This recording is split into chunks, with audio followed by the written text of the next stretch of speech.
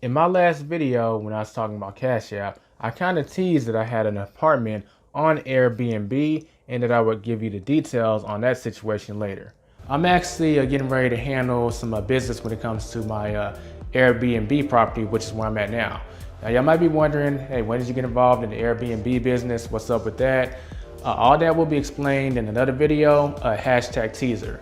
Well, consider this video the official details in that situation because I'm going to be sharing with you 10 tips or 10 steps, depending on how you want to look at it, to hosting an apartment on Airbnb the right and correct way so that you can start making some extra money. With that being said, let's get into the video. Hello everyone, this is Elijah, your host, and I mean host in a few different ways since we're talking about Airbnb here. So y'all might be wondering exactly how I got involved with the Airbnb lifestyle, if you will.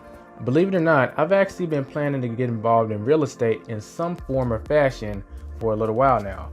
But y'all may know, if you've done any searching for a house, that the real estate market for buyers is kind of crap right now, thanks to the pandemic, among other things. With that being said, I did still want to enter into real estate in some form or fashion, and that's when I decided to go ahead and go with what is known as rental arbitrage and get involved with Airbnb. Now, when you hear those words smushed together, rental arbitrage, you might be wondering, what in the world is that? Don't worry, we're going to explain it. So the way this works is, picture you leasing an apartment and you decide that you want to put that apartment available for rent, even though you're renting it. Well, that concept is known as rental arbitrage, where you're going to make money from a property that you don't necessarily own, you're just leasing, but you're renting it out to someone else. There's different forms of rental arbitrage nowadays. You can do what I just said and sign up a lease for that other person, and that's more of a corporate housing kind of thing. Or you can list your property on these vacation rental platforms like VRBO, Airbnb, Booking.com, etc. In my particular case, I'm actually open to the first one, but for now, I'm going to stick to listing the property on Airbnb. So with that being said, I'm going to share with you 10 tips that you should do or implement or know about if you're thinking about hopping into the Airbnb business, specifically if you're going to be renting out an apartment. Now, full disclosure, as of the recording of this video, I am still fairly new to this game. I've only been in it a few months, but I do have several contacts that have been in the Airbnb game for quite some time. So these tips that I've come up with them through my own experience. But if I had any questions about if this was valid, I always confirm with my contacts says it's valid, and they confirmed that it is valid. So even though I have limited experience, I will be pulling from their expertise as well. This is also something new that I'm going to be doing on my channels, because usually I don't necessarily try something out and cover it as I'm trying it out. I usually talk about something once I'm already an expert. Good example is with the app Lifestyle and Uber Eats driver. I only started making videos on that when I was an expert. While here, I'm actually a beginner, so you get to see all the mistakes I make as well as the victories. So if you're considering doing it, you don't have to repeat the same things, which I think is pretty cool. So if y'all like this style of making videos, I'll be open to trying other things out that involve money. Just leave it in the comments section below as long as it aligns with my overall goals. And if you're interested in becoming an Airbnb host, you can always sign up using the link in the description or the pinned comment. Of course, that is an affiliate link, full disclaimer. Now let's get into it. Before we get into the tips, I would be remiss if I didn't cover the process of getting an apartment. So you could call this a tip if you wanted to. You could say 11 tips, but whatever. So the way that this works is, when you get an apartment to Airbnb, it's pretty similar to filling out a lease for a regular apartment. So location is going to be kind of key. And if you're in a location that has a lot of traffic, a lot of activity, like in my case, my apartment is not that far away from downtown Dallas, they usually expect for you to make around 2.5 to 4 times their rent, because they just want those insurances that you're going to pay it. So before you consider renting an apartment for this situation, you want to keep that in mind and make sure that you make that. Now, that's not the just end of the world if you don't. You could always just call around for other apartment complexes, because different apartments have different requirements. Some of the apartments may not necessarily have that, or may be on the lower end of the spectrum.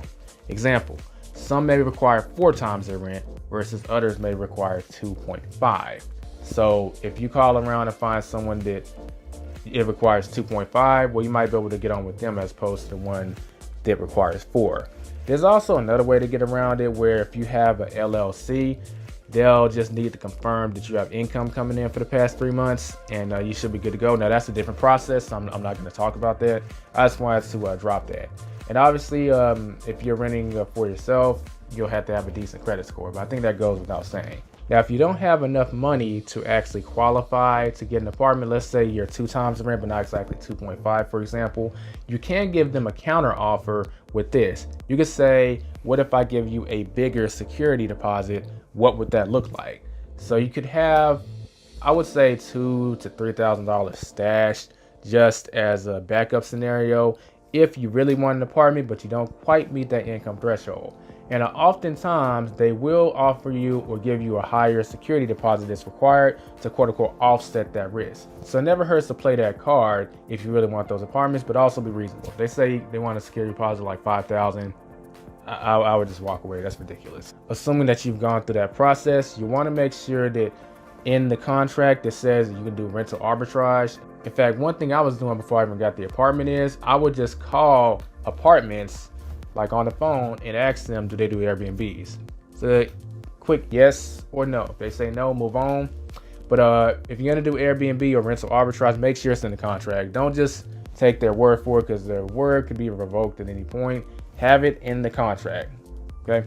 Assuming you have those set up, we can get into the tips, or you can consider that a tip if you want. Now, these first 5 tips are gonna be more of setting up the Airbnb, and then the last 5 are gonna be once you're in the game, some tips and tactics to help you get more bookings and just make operations run smoother. So let's get into the tips.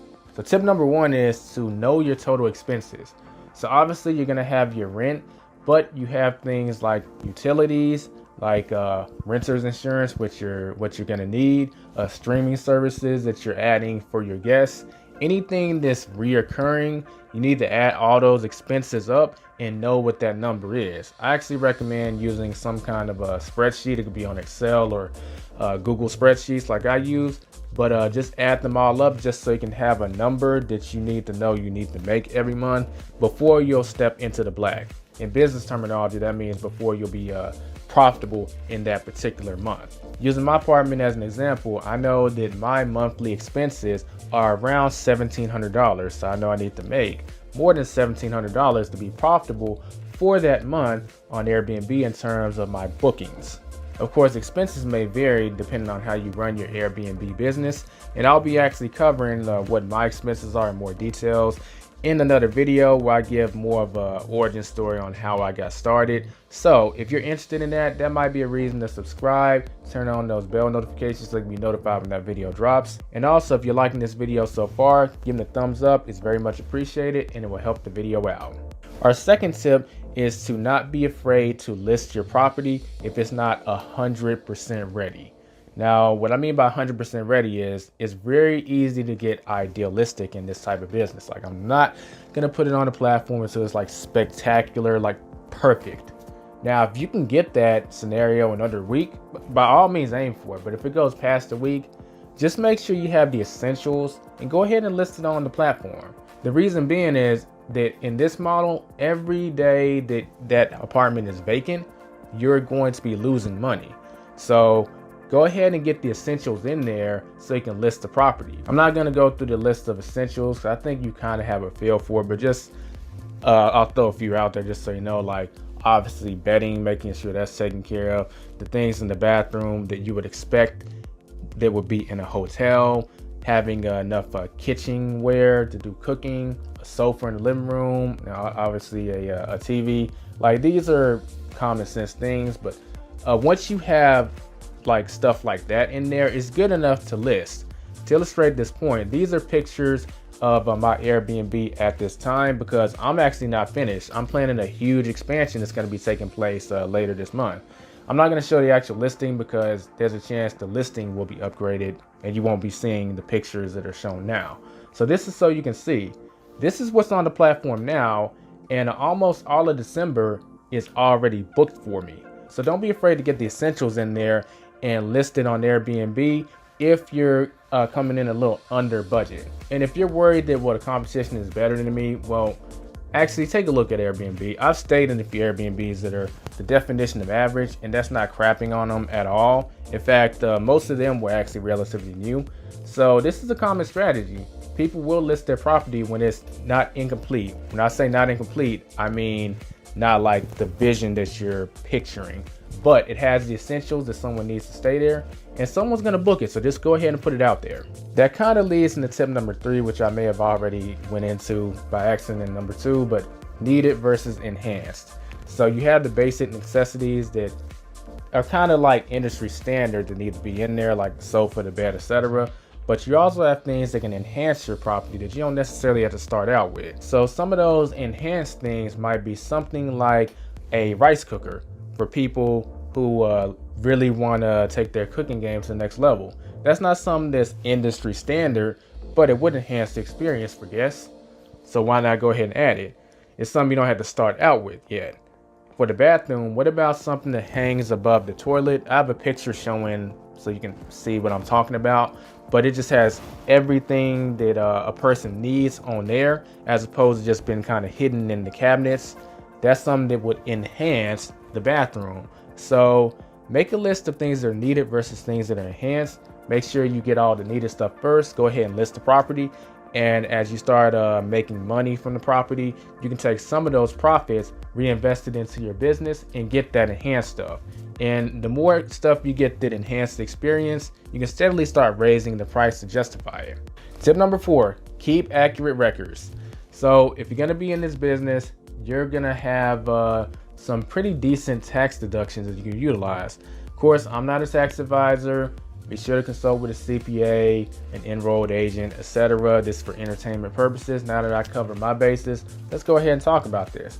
So you want to make sure you keep accurate records, and the easiest way to do this is to use some kind of third-party software or app. I personally use Stride, but every time I buy something, I just log it into Stride. I put in the amount, take a picture of the receipt so it's on Stride, boom. Reason being is if you do this later, there's a chance you might miss something and then you're leaving money on the table. If you don't do this at all, well, you're just going to get a huge tax bill for no reason. In this type of model, what we're talking about in terms of rental arbitrage, I mean, the rent is tax deductible. Anything that you use for your guests, like streaming services, tax deductible. I mean, the furniture is tax deductible. I mean, there's a good chance, especially in your first year, the government is probably going to owe you some money if you keep accurate records. In fact, that's part of the reason I got into this particular business. As y'all know, I make money online, and there's some tax deductions that you can utilize. But at the end of the day, looks like you might be giving like 30 or 35% of your income just to the government. Well, some of the tax deductions from the Airbnb business can spill over into offsetting some of that tax responsibility on my online sources of income. This is known as phantom income in accounting, but we're not going to get into that. I think you get the basic concept. So to tie this tip back together, just keep accurate records. Use the Stride app, QuickBooks Self-Employed, just something to keep accurate records so that you can get your tax deductions, and you can hand that off to your tax advisor when they file the taxes, or you can use them yourself if you're filing yourself. And tip number 5 is more of awareness, but just know that once you actually publish your listing, like you go through the publishing process on Airbnb, the listing's not complete. There's some things that you'll still need to finish once the listing is public. Now you can make it private again. You could just publish it, then quickly pause it, then make the adjustments you need. But there's some things you're still going to need to set, like adding the description, adding the check-in instructions, stuff like that. I don't know why they have it set up like that, but publishing the listing, you're not going to have the same stuff available to change until after you publish the listing. So make sure you make a mental note to as soon as you publish it, go in there and update stuff that needs to be updated. I know that you're enjoying this content in regards to the Side Hustler Society on how you can make the most money using a particular method, whether that be with your car, Airbnb, etc. But the thing about income is, if you don't know what type of money you're actually working for, you might not actually know how to maintain that money or how to increase it as time goes on. That's why I'm glad to be mentioning that my book, The Anatomy of Financial Success, Chapter 5 focuses specifically on income, the different types of income, whether it be passive, active income, and how those two combine into 4 categories. And once you know these 4 categories, you'll know what type of money that you're working for and what type of money that you want based on the outcome that you're seeking. You can get chapter 5 of my best-selling book for free by going to the link that's on the screen right now. It'll also be linked in the description and the pinned comment. This chapter in particular will give you the tools on how to categorize money in the right ways so that you can start moving towards your financial goals. With that being said, let's get back to the content. So those are the setup tips. Let's go into the hosting tips once you're in the game. So my 6th tip on this list is to have a bucket. You might be wondering, what in the world do you need a bucket for? Well, if you're going to be doing your own cleaning like I am, then you want to have everything in like one place, and it'll save you like a few trips to the car or using like bags. So just having a bucket there where you can keep like bleach, anything that you need is just a good habit. Now, if you don't plan on doing your cleaning, you're going to hire a third-party service, then I guess you can omit this tip. But if you're going to do it yourself, make sure you have a bucket. In fact, I would go ahead and add on to this tip since we're talking about cleaning. You might want to go ahead and order your supplies that you'll need in bulk. So instead of ordering like just getting a bottle of bleach from Target, you might want to just get like a gallon of bleach and keep it in that bucket of yours. Moving on to our 7th tip, you want to make sure you have a modern cancellation policy. So if you're not familiar with Airbnb, they have the ability for the host to set a cancellation policy, and this basically impacts how long can a guest cancel before they're charged the booking or they're charged part of the booking with no refund. So you have extremely flexible up to very strict, and I recommend that you start out using modern. Now, I actually have a story to share with y'all. When I first created my listing, I did my research. I did quote unquote everything right, but I had my cancellation policy listed on strict because I didn't want anyone to, hold up my calendar unless they really wanted to book a stay. Now, that was actually stopping me from getting bookings because when you're on strict, you have like 48 hours to cancel, and if you don't cancel in 48 hours, you're not getting a refund if you cancel. And I read somewhere that that could be stopping people from booking, so you might want to change it. I wasn't getting bookings. It had been like 3 days, so I said, okay, I changed it to modern. Plus, I looked at some of my competitors. They had modern or flexible, so I changed it to modern, which means they have up to 5 days before they actually check in to cancel and still get a refund. After that, that's when they'll start getting charged 50% of the full, etc. And I was sitting in the barbershop the next day getting my haircut, and we were talking about Airbnb, ironically, and I got a text saying that someone had booked, so it was my first booking, and it wasn't even for like a night or two. They booked for like 9 nights. Then later that day, I was playing Grand Theft Auto 5. I got another booking. 2 days later, I got 2 more bookings. So literally, the only thing that would stop me from getting bookings was that cancellation policy. Now, I'm not saying you can't change that later. Some people have strict like embedded into their strategy, but in the beginning, you're not going to know exactly how that works. So I would just recommend you stick with modern, and I wouldn't recommend doing a flexible cancellation policy because that attracts wishy-washy people, and like it might be 3 days before it's time for them to book and they cancel, and then like that space is just open in your calendar. I think that 5 days, which is the modern level, is a reasonable amount to where if you cancel 5 days out or sooner, there should be some kind of repercussion for that, because you're going to be losing money because those places will be empty. And even if you lower your prices so you can get someone in there, you'll be taking a loss. Well, at the very least, if you get 50% of that booking rate, when you lower your prices, it will start to even out to how much you would have been making. Now, I just mentioned lower prices, and that goes into our next tip, which is to lower your prices as dates that haven't been filled get closer and closer. Now, a lot of people just leave their prices the same and just like hope they get bookings. That's actually not the most efficient way of running your business. What you want to do is you actually want to have your prices set higher than normal a month out. And as soon as that month starts coming in, you want to slowly discount your rates to make sure that you get pretty much booked. So theoretically, let's say that 40% of your calendar ends up getting booked for next month. Then next month approaches, maybe you get 60% because you get a few people that booked since then. With 40% of your calendar still isn't booked. So as those days start approaching, well, 4 weeks out, I'll do a 10% discount. 3 weeks out, 20%, 2 weeks out, 30%, and 1 week out, 40%, because I really want someone in that unit, because if it's not being used, I'm losing money on that day. This will help you keep your occupation rate high, which plays a role in the Airbnb algorithm, number one. Number two is you want to be making money on almost every day. So if you need to lower your prices when those days aren't getting filled, don't hesitate to do that. That's part of the reason that you want to charge more a month out. And a lot of people do this. So don't think like, oh, well, I'm going to be too expensive. Like, look at your competition. A lot of people do this too. So it's kind of standard practice that guests expect to pay more if they want to secure a place like a month ahead of time. So don't be afraid to charge a little more a month out, and then just slowly start discounting as those days come closer and they're not filled. Our 9th tip is to have some kind of system in place for reviews. Now, just like anything else, people aren't just going to leave you reviews just for the sake of leaving reviews. You got to kind of have a process to lead up to them doing it. I have a 4-step messaging process that I use, and some of these messages are automated. So I have a text that's sent out when they book with me saying, yo, thank you for booking with me. And I just give them some details that I might be wondering. I have a text that goes out the day that they're checking in saying that, hey, here's the exact address, here's the gate code, and here's the code to get into the apartment. Then I have a text that goes out the night before they check out. So like around 9 o'clock the day before they check out, saying, I hope your stay went well. If there's anything that you need, let me know. And your checkout time is at such and such time tomorrow. Hope you enjoyed your stay. Forever your host, Elijah. After they check out, I'll wait 2 days, assuming that they were a good guest.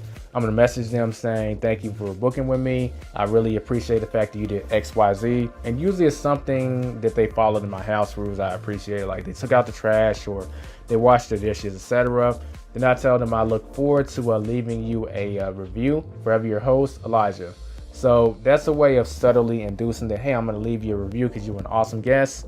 Can you do the same for me?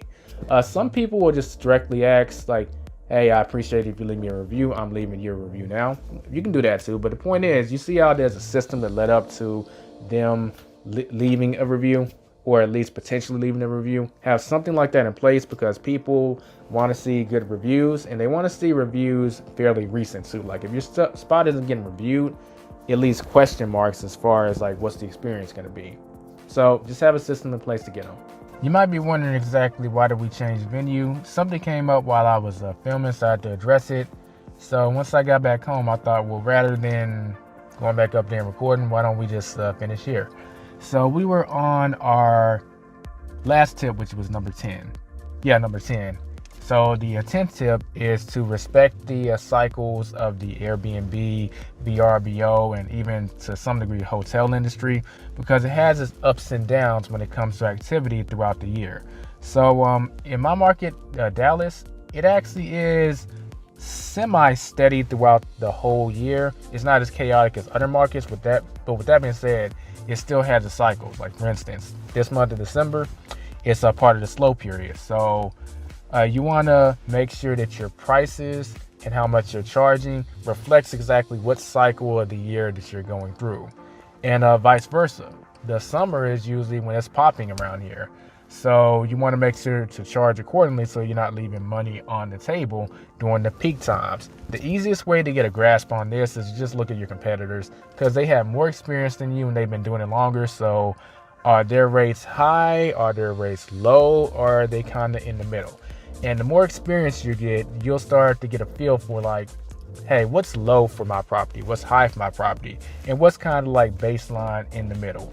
In fact, I'm making a spreadsheet to where every month I'm going to have the profits that I made for that month. And what that'll do is by the end of 2022, I'm going to have this basically cycle calendar that kind of lets me know like, hey, I made this much this quarter, I made this much this quarter. So like this quarter has high demand, this quarter has low demand, and I can adjust prices accordingly based on that. But just starting out, just look at your competitors. That's what I'm doing. And as a bonus tip, I know this is going beyond 10, but I'm sure y'all don't mind. Airbnb gives you the option to where you can offer 20% off of your place to the first 3 guests that book it. When you first create a new listing, I recommend you do it because it helps kind of kickstart that algorithm boost that you want from Airbnb. That's part of the reason they're letting you offer this. And the Airbnb app is just like any other app. It has an algorithm, and the more bookings you're getting, the more views you're getting, the more the algorithm thinks that, hey, this is a hot place, this is a good property, so let's go ahead and show it to more people. It's just like these other apps. With that being the case, you want something to kind of kickstart that. And offering that discount to your first 3 guests, and it's literally just a button that you press. Once you press the button, by default, the first 3 people that book with you, they're going to see that, hey, they're getting 20%, they'll book, and boom. To be honest, as soon as I turned that feature on, I had my first 3 bookings within 2 days. So people take advantage of it. They do. And to be truthful, if you're a new host, it'll incentivize them to go ahead and try your place out, as opposed to trying your neighbors out that have probably been on the platform like months, maybe even years more than you. So I definitely recommend that you use that. With that being said, that concludes this video on 10 tips. Well, we went over 10, and you could probably say 12 if you count the precursor tip and the one I just gave you. So 12 tips on how to get started doing Airbnb in an apartment the right way. Okay.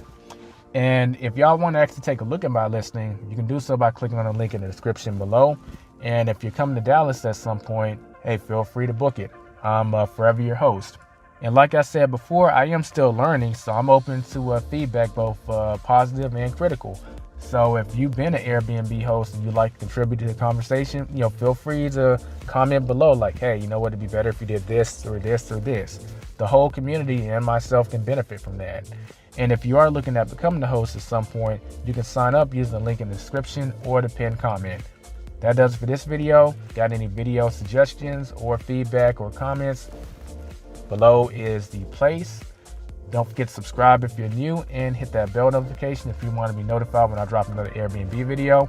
If you found value in this one, thumbs up, very much appreciated, helps the video out.